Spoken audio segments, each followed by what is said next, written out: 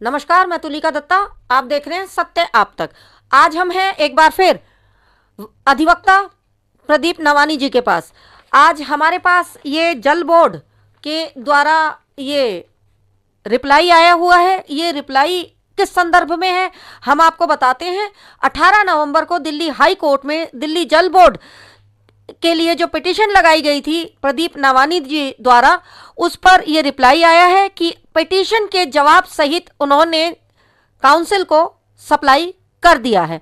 तो इस विषय में हम आपको बताएंगे कि नवानी जी का क्या कहना है। नवानी जी, सबसे पहले सत्य आप तक पर आपका स्वागत है। ये आप बताएं, आज जो ये जल बोर्ड के द्वारा हमारे पास ये 31/10 का जो रिप्लाई आया हुआ है, इसके विषय में आप क्या बताना चाहेंगे? क्योंकि हमें भी पता है, हमने अपने दर्शकों को बताया था कि 18 नवंबर को इसकी हाई कोर्ट में डेट है। जी नमस्कार मैडम, आपके दर्शकों को भी नमस्कार। जी देखिए मैडम, आपको पता ही है कि 18 सितंबर का ऑर्डर था जिसमें ऑनरेबल हाई कोर्ट ने ये कहा था कि जो कंटामिनेटेड वाटर है राजनगर पार्ट 2 में, जी उसके लिए 4 हफ्ते के भीतर दिल्ली जल बोर्ड रिप्लाई डालेगा। 4 हफ्ते मैडम ऑलरेडी 18 अक्टूबर को एक्सपायर हो गए थे। इसीलिए हमने एक ईमेल अपने काउंटर पार्ट को लिखी जो कि दिल्ली जल बोर्ड के काउंसिल थे कि अभी तक आपका रिप्लाई नहीं आया, कंप्लायंस नहीं हुई है हाई कोर्ट के ऑर्डर की, तो आप हमें रिप्लाई दीजिए। जी उसके बाद मैडम बेशक इसमें 31 अक्टूबर की डेट है, ये रिप्लाई हमें कल ही प्राप्त हुआ है। और हमें जो ये रिप्लाई भेजा है ये एग्जीक्यूटिव इंजीनियर ने भेजा है।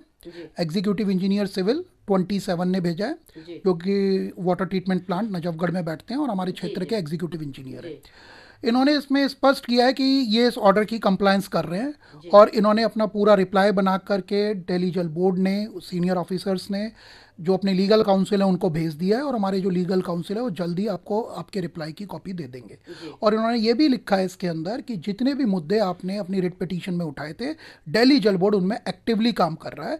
और मैडम आपने भी देखा होगा पिछले 1 महीने से दिल्ली जल बोर्ड लगातार हरकत में, जब से ऑनरेबल हाई कोर्ट ने रिप्लाई मंगाया है।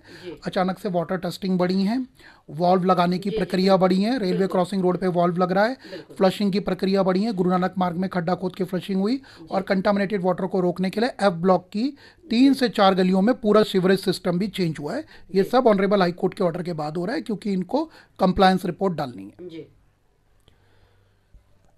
आज नवानी जी, हम आपसे एक क्वेश्चन जानना चाहेंगे, क्योंकि राजनीतिक गलियारों से ये आवाज उठनी शुरू हुई है कि आपकी आरडब्ल्यूए को फंडिंग कहां से होती है।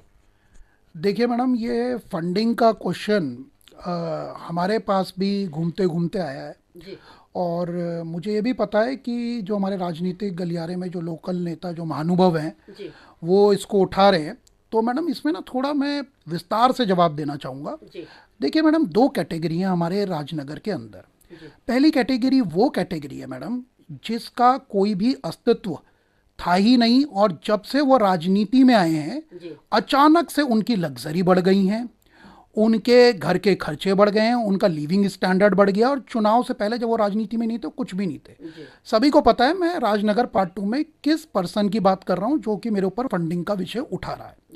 मैडम दूसरी तरफ वो व्यक्ति है, आज मेरी 15 साल की प्रैक्टिस हो गई है और मेरा जो व्यवसाय है वो वकालत का है। सभी को पता है मैं एक प्रैक्टिसिंग एडवोकेट हूँ। मैंने एलएलबी की है, मैंने ऑल इंडिया बार एग्जामिनेशन क्लियर किया है, मेरे पास ऑल इंडिया प्रैक्टिस लाइसेंस भी है मैडम।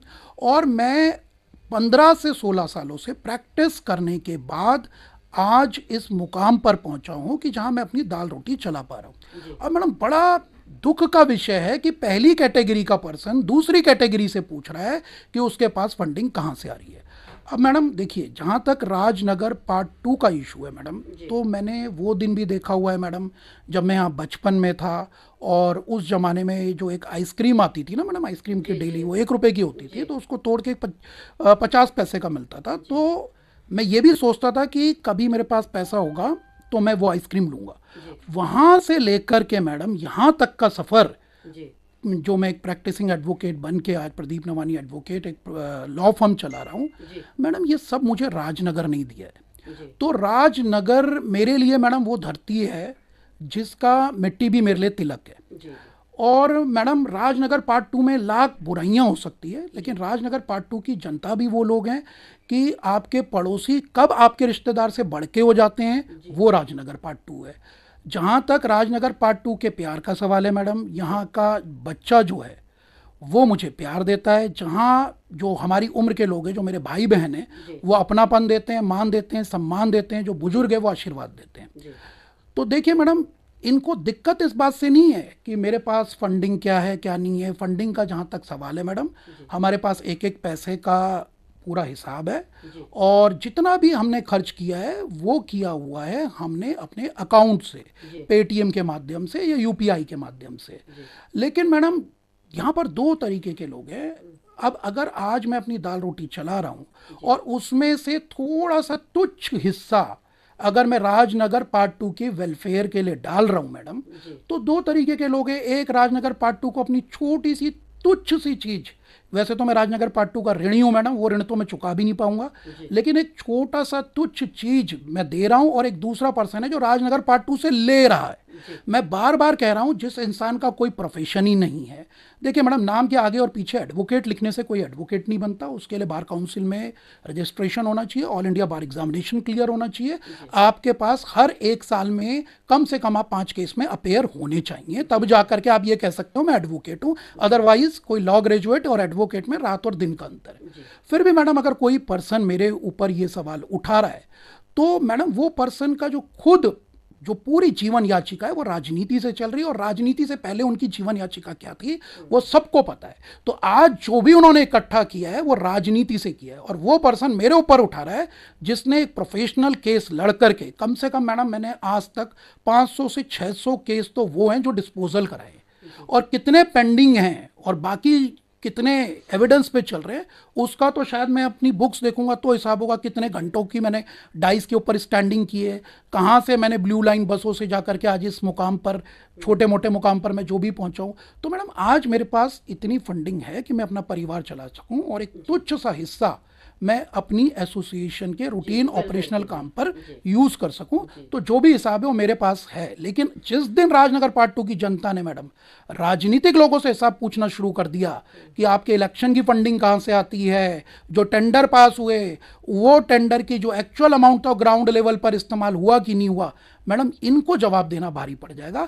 जहां तक मेरी फंडिंग का सवाल है, हाँ ये मनी मेरे पास अकाउंटेड है, लेकिन जो मुझे प्यार मिला हुआ है, आशीर्वाद मिला है, मान मिला है, सम्मान मिला है राजनगर की जनता से, इसका हिसाब मेरे पास नहीं है। ये अतुलनीय है, ये अनअकाउंटेड है। और लास्ट में मैडम, मैं सिर्फ 2 शब्दों से इनको एक जवाब जरूर देना चाहूँगा कि कितने सांचों में ढल के आए हैं, एक ख्वाब की तरह पल के आए हैं।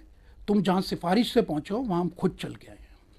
नवानी जी, एक सवाल और, जैसा कि आप राजनगर पार्ट 2 के वेलफेयर के लिए दिन रात एक कर देते हैं, समस्याओं के समाधान का हर संभव प्रयास करते हैं, क्या ये माना जाए कि आने वाले समय में आप राजनीति के गलियारों में दिखाई देंगे, राजनीति में उतरते हुए दिखाई देंगे?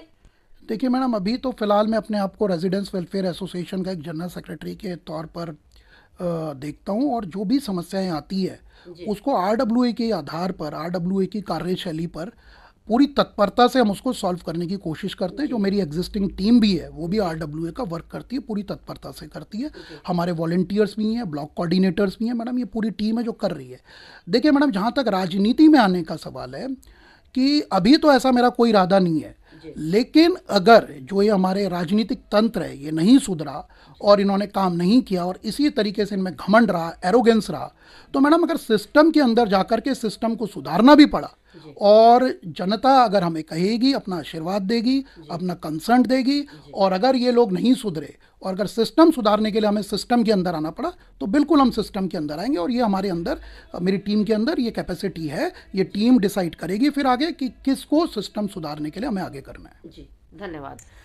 ये थे एडवोकेट प्रदीप नवानी, जिन्होंने बड़ी बेबाकी से हमारे सवालों का जवाब दिया। धन्यवाद नवानी जी आपका। तुलिका दत्ता, सत्य आप तक।